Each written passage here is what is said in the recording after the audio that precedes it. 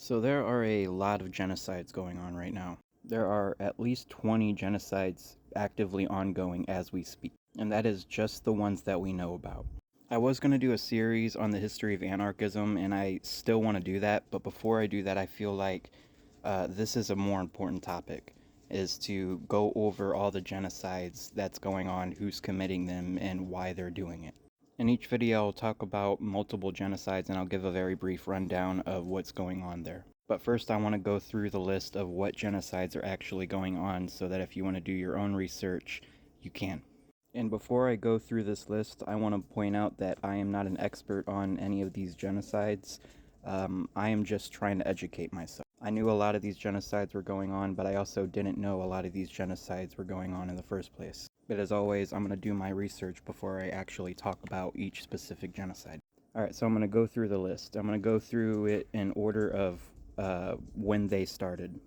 Turtle Island in 1492, Hawaii in 1893, Puerto Rico in 1931, Guam in 1941, Palestine in 1948, Tibet in 1953, Sri Lanka in 1956, North Korea in 1959, Papua New Guinea in 1962, Colombia in 1964, the Hmong people in Laos and Vietnam in 1975, Tigray in Ethiopia in 1990, Afghanistan in 1996, Sudan in 2003, Libya in 2011, Mali in 2012, Syria in 2013, Yemen in 2014, the Uyghur people of China in 2014, Burkina Faso in 2016,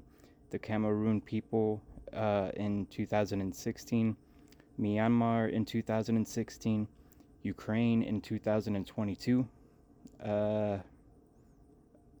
and Nigeria in 2008. Sorry, that one's kind of out of mix. And again, these are all actively going on as we speak. And I plan to go through this entire list because there's a lot of genocide deniers and people willing to turn a blind eye to genocide in general, both in the capitalist and the communist bloc.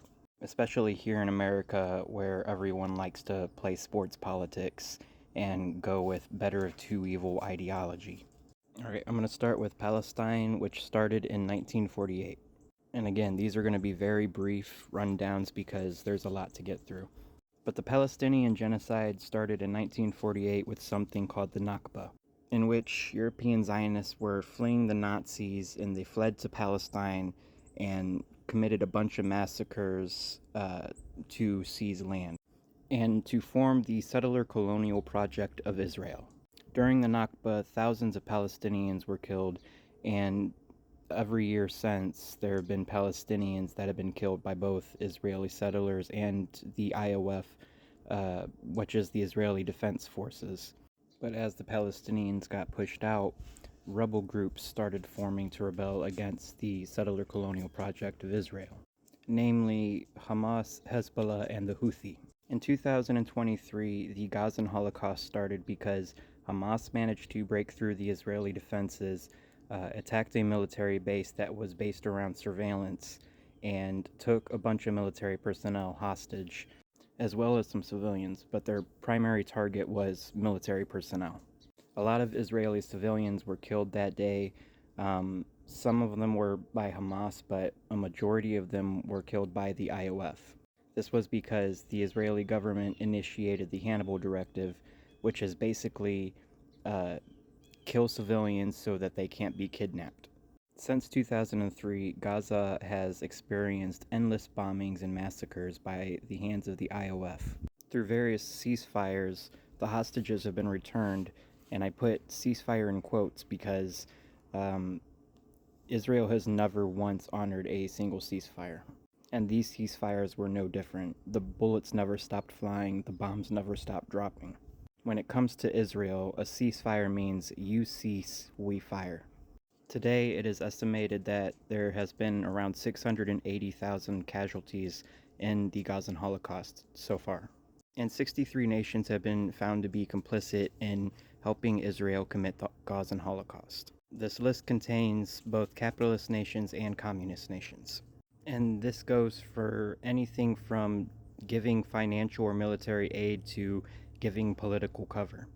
I didn't realize how long that was going to take, so I may only do one genocide a video. But my next videos are going to be on Congo, Sudan, and Nigeria. But I plan to get through the whole list that I said at the beginning. Hopefully by doing this, I can help break people from the color war propaganda, because seriously, just like the fight between liberalism and conservatism has destroyed our nation, the fight between capitalists and communists has destroyed the world. Like, literally, it's destroying the planet. It's killing off the people, it's killing off the environment. And the world is filled with psychopaths that have access to nuclear warheads, which could trigger MAD, which is mutually assured destruction. The sooner we realize that capitalism and communism are two sides of the same fascist coin, the sooner we could save this planet. But that starts by reviving humanity. That means we need to stop the genocides. All of them. We need to stop all the slave trades. We need to stop all the colonization. We need to uproot and abolish government and work towards true democracy. As always, we're not free until we're all free, and revolution is the only solution. From the river to the sea. Peace. As to why it's taking place, Israel wants territory and the ethnic erasure of the Palestinians. America, who is funding Israel, wants real estate, natural resources, and the construction of the Ben Gurion Canal. And every other nation has different reasons, like Israeli tech, Israeli trade, stuff like that, Israeli intelligence.